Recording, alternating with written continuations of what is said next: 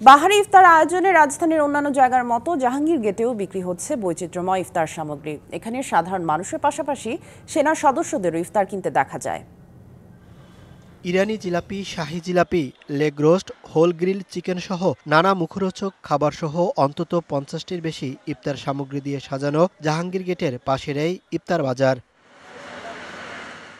বাসার পাশাপাশি বাহির থেকে সন্তান ও পরিবারের অন্যান্য সদস্যদের জন্য ইফতার কিনে সন্তুষ্ট ক্রেতারা।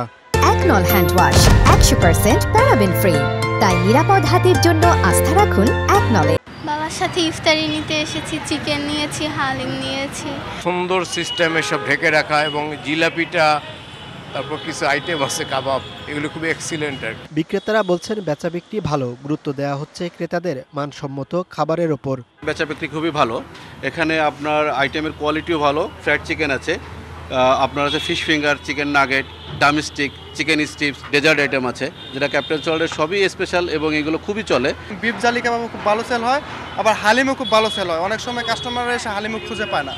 শুধু জাহাঙ্গীর গেট নয়, দুপুরের পর থেকে এরকম মুখরোচক ইফতারের পসরা সাজানো হয় রাজধানী জুড়ে। Muhaiminul Khan Apu, DBC news, Dhaka.